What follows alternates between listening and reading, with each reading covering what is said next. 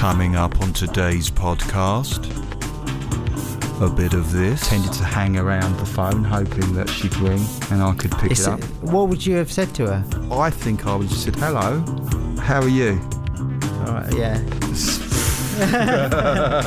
That's it. And a bit of this. I think for the people at home, I think it's best to actually consciously peel your potatoes.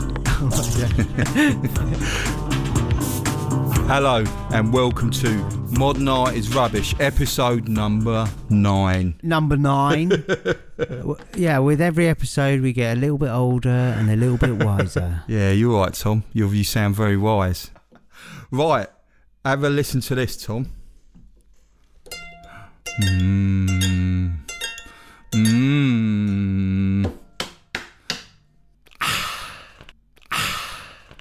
Well, were you wondering what that was? That was my own little piece of artwork. Honestly, I thought it was the Doors.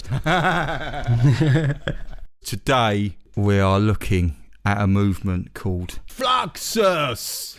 Do you know about Fluxus? Well, you told me we were going to do an episode on Fluxus, and I had to look it up on Wikipedia. Yeah. I was like, yeah, great, Fluxus, but I didn't really know what you were talking about. So I looked it up and I noticed it involved Yoko-MAIR09 and I'm familiar with her. Oh, cool. My favourite Beatle. Yeah, so the first thing I think we better talk about is what constitutes Fluxus art. So Fluxus is where art and life intersects. And the artist Joseph Beuys once said, even the act of peeling a potato can be artistic if it's consciously done. But surely, he says it's consciously done, but surely the act of peeling a potato unconsciously could be Fluxus as well. Well, yeah, that is the problem, you know. You can't define what Fluxus is, but I think for the people at home, I think it's best to actually consciously peel your potatoes. Yeah. That's just for health and safety, isn't it? Yeah, exactly. I mean, the thing is it's so hard to pin down. I mean, even they asked one of the people behind the Fluxus art movement what it is, and this is what he actually said. George Machunas, what is flux?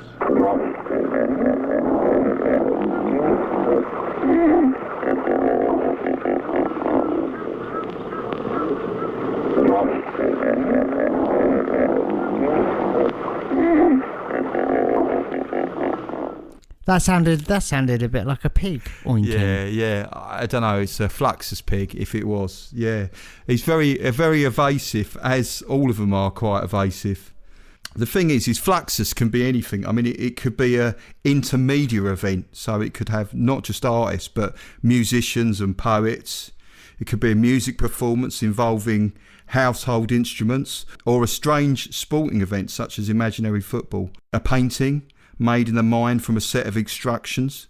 It could be a small puzzle box or a board game that's usually made in multiple editions that comes with a set of random incomplete instructions. It could be an all-white chess set, or it could be a vegetable chess set. Have you ever played veggie chess? No. I guess do the pieces represent the chess pieces, or do they have their own special vegetable moves? I don't know what the what kind of veggie moves there are. Well, I guess a potato could roll one square in any direction.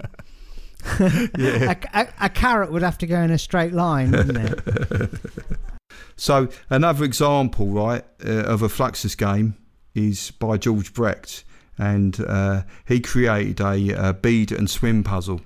And what it was a box that contained several small plastic balls of varying sizes. And 2 of them were black, one was a larger white one, and one was a tiny red one. One set of instructions read, arrange the beads so they are the same. And another one said, arrange the beads so they're different. Yeah, you're not going to be able to play that game for long without getting bored, are you? I mean, when it comes to maths with 4 beads of those colours, there's only a certain amount of combinations that fit in with those rules. But I guess maybe, he went into art after he got rejected by Warringtons or Waddingtons? Who makes games? Who is it that makes Monopoly? Oh, Waddingtons. I don't know. Waddingtons. Yeah. So I mean, you get rejected from your application for making games, and then maybe you just thought, well, the Fluxus movement, they'll have me. And I guess that's maybe a good thing about Fluxus. They seem to, like, anything seems to go there. So to any budding people out there who've been rejected by a job, maybe get into Fluxus. Yeah.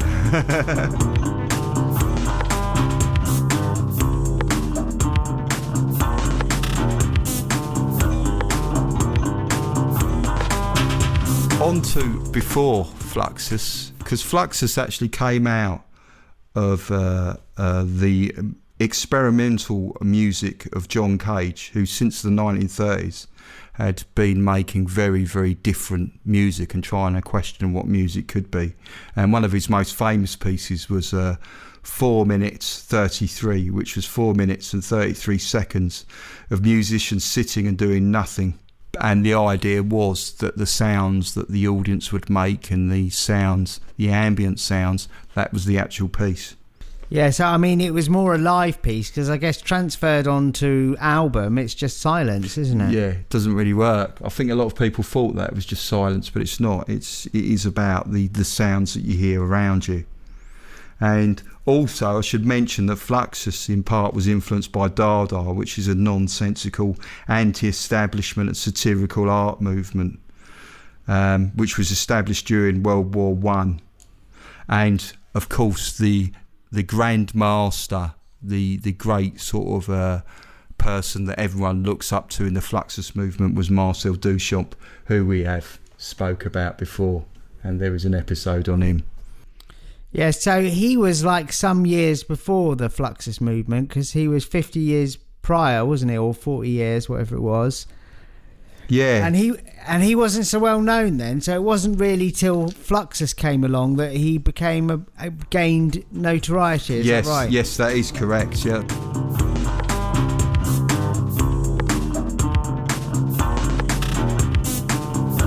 When did the Fluxus art movement officially start? In 1963, a Lithuanian-born American, George Maciunas, walked onto stage at an arts festival and threw copies of his Fluxus manifesto into the audience. And part of the manifesto read, "Purge the world of bourgeois sickness, intellectual, professional and commercialised culture. Purge the world of dead art, imitation, artificial art, abstract art, illusionistic art, mathematical art." If you go back to the late 1950s, early 60s, the art world was very, very stuffy, very rigid, and there was clear ideas as to what could be art and what wasn't art. So the Fluxus art movement spread across 3 continents and included many artists such as Joseph Beuys, Yoko-Ono and Nam June Paik, who was an early pioneer of video art. George Maciunas was born in 1931 and emigrated to New York in 1948, and he was trained as an architect and graphic artist, and he was a real prankster and a troublemaker, and he regularly got in trouble with the New York authorities, engaging with them in a form of Fluxus art combat. For example, he had buildings in Soho, New York for the Fluxus artists to use, but what he did was to get around zoning laws. He registered them as being for agricultural use. So he regularly got arrested and subpoenaed. And when he received these threatening letters from the New York State, he'd respond with rude letters. And on occasions, he would use strange photos of himself, such as himself in a gorilla mask. A gorilla mask? What's a gorilla mask? A gorilla mask. Yeah, well, you'd think he should dress in farmer's outfit, sit on a tractor in his photos. Yeah, well, it would have been better, wouldn't it? Show vegetable chest. Yeah. And, other chest sets are available. He went on to create Flux films and organise events and create objects, and some of which I'll talk about, some of his artworks I'll talk about today. And he died in 1978. And Fluxus events do actually continue today, but the big years of Fluxus were from 1963 up until his death in 78. And he has created objects, and he's created performances, and one of his was a piano composition which was called 12 Piano Compositions for Nam June Paik in 1962. Nam June Paik, the video artist and also a musician. And what he did what he does, or what he did, was he wrote instructional piano pieces for performances. And this one consisted of 12 compositional pieces, and each of them had an instruction.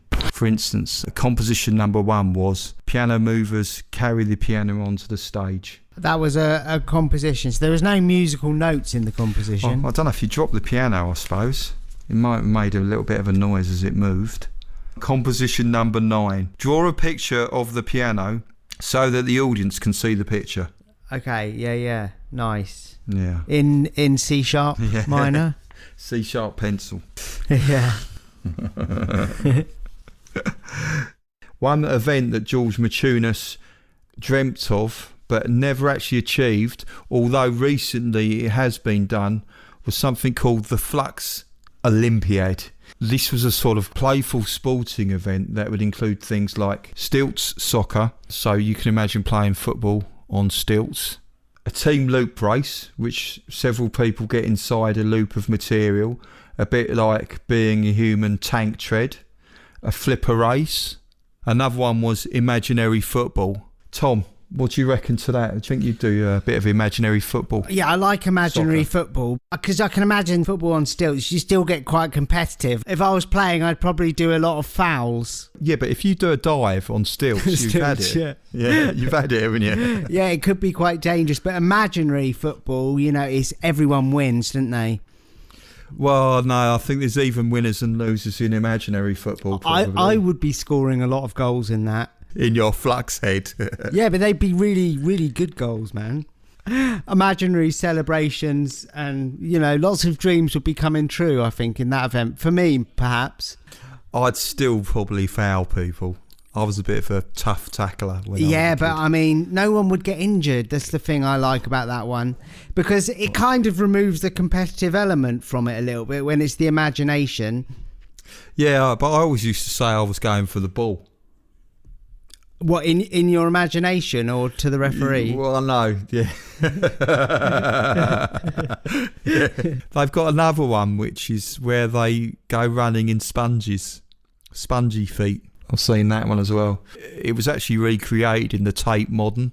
What, so you're running with sponges on your feet? What, on top of a canvas? No, it's a sort of indoor running track. You put sponges on your feet and then you go for a run. I quite like the idea of that. I mean, it's unlikely to make it as an Olympic event, isn't it? I don't know if you get prizes or if they handed out medals at the end. But I've put a video link on the site.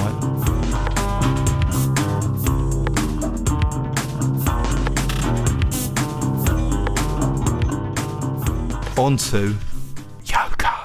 I don't know why I whispered. Yoko.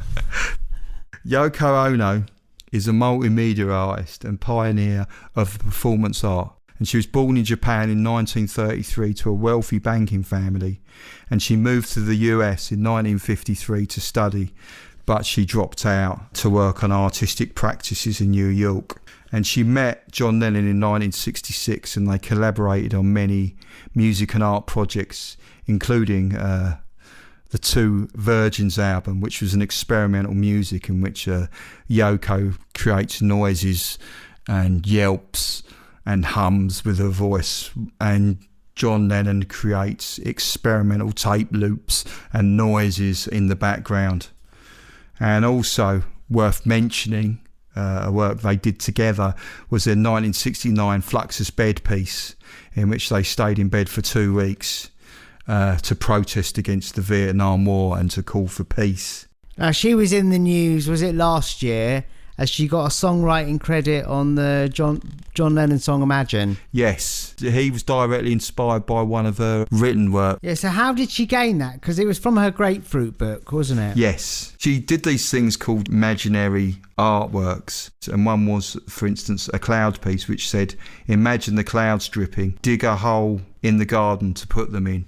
And I think John Lennon saw that and thought, oh, imagine. Yeah, in Grapefruit, a lot of the pieces just start with the word imagine, don't they? Like more than half the pieces in the book are like imagine something or imagine this or imagine that. Yeah, so imagine all the people living in whatever. I can't even remember the lyrics. But Well, you can. You just said them. oh yeah. Imagine all the people living in wherever. Yeah, well, living in Worthing. God, yeah. Imagine all the people living in Worthing.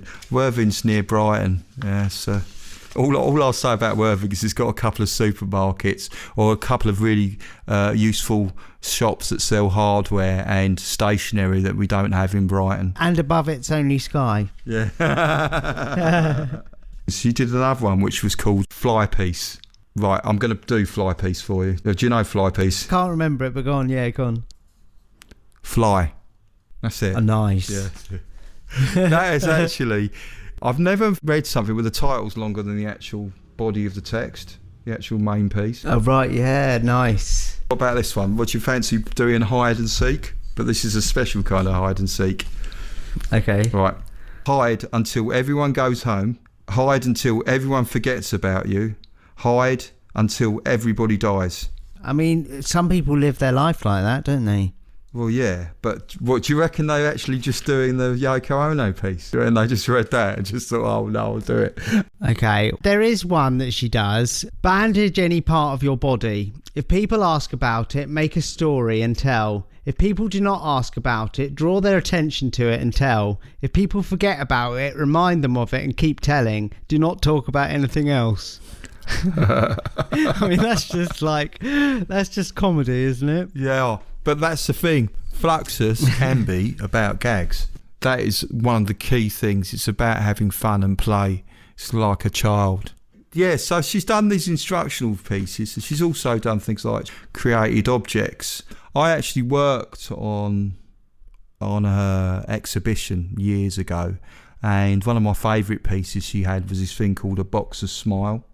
So what you do is you don't have to do anything, but there's a box, and on the top of it it's got box of smile. Yeah. And then when you open the box up, there's a mirror, and then when you look inside it, of course you see your mouth and you end up smiling. It's actually really difficult not to smile when you see it. Yeah. When I was there was a telephone, and if it rang, it was Yoko. So what I did as someone was working there is I tended to hang around the phone hoping that she'd ring and I could pick it up. What would you have said to her? I think I would have just said, hello, how are you? All right, yeah. That's it. Right. For those of you that have listened to earlier podcasts, we did a piece on Marina Abramovich where she became an object, and the audience were allowed to do various things to her with objects on a table that she'd laid out for them. She would have been directly influenced by the 1965 Yoko Ono work called Cut Piece, and it was one of the first ever performance art pieces. And what happened was that Yoko Ono knelt on the stage, and members of the audience were invited to cut away at her clothes with scissors. So they were invited to take away a small piece and cut away while she sat there passively. This is actually what she said in an interview about the piece. It was a form of giving and taking. It was kind of criticism against artists who are always giving what they want to give. I wanted people to take whatever they wanted to. So it's very important to say you can cut wherever you want. It is a form of giving that has a lot to do with Buddhism, a form of total giving as opposed to reasonable giving. Yeah, it's a lot of John Lennon lyrics in what she does and how she does. You can hear the influence she had on him. Oh yeah, instant giving's going to get you. Another piece I remember for the exhibition, which I really liked, was called Half a Room, and this was made in 1967. And what it was an installation of various domestic objects, and they were cut in half and painted white. And the objects included things such as half a radio, half a picture, half a heater, half a chair, half a bookshop, half a bookshelf, and half a garbage can. And the thing is at the time she was estranged from her husband, and she got the idea. She was lying in bed, and her husband had obviously been out and been up to his estranged husband things, whatever an estranged husband does. And she noticed there was an empty space where he should be. And I really like it because it says to me, objects only have meaning when there's a human story behind them and a connection with them. Yeah, nice. They're really good. And that actually was sponsored by John Lennon. Yeah. So it was about a estranged husband, and John Lennon kindly sponsored it. Yeah, so he himself was an estranged husband at the time as well, wasn't he, I guess? Oh, yes. I think he was, when he met her, he was on the rocks with Cynthia, wasn't he? Yeah. Yeah. So Yoko-Ono's still making art today, and she's quite prominent on Twitter. It was only about 5-6 years ago she became the oldest person to ever have a dance #1 record. Nice. So if you were gonna create a bit of artwork yourself in tribute to Yoko Ono, what would you do? Well, I think I did a Fluxus piece when I was a kid. Basically, at school, I was about 12, I suppose. We were asked to create a board game, and I created a game based on Monopoly called School Topoly. So like with Monopoly, you have like Park Lane, and you've got all the streets, Old Kent Road, and you have houses. What I had schoolrooms, like the history room or the geography room, and I had books instead of houses. And I must have been influenced by Fluxus without knowing it. I created chance cards. One of the chance cards said, give the person sitting next to you a dead arm, which for people who don't know is just punch your friend in the arm. And the final chance card, which if you got this, it would end the game, and it was take all the pieces for the game, glue them to the board, and sit under the desk for 10 minutes. So we actually did that, and the teacher came up to and asked us what we were doing, and I explained the rules. All right, yeah. She didn't actually question it, so maybe she was a secret Fluxus fan herself. Well, she was an art teacher, I guess. Yeah, there is a point there. I didn't even think about that.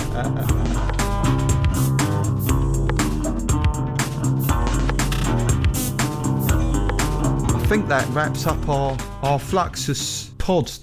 So I'd just like to ask if people would join us on Modern Art is Rubbish on the Facebook page, and also you can get updates and more information and videos for stuff that we talked about on our website.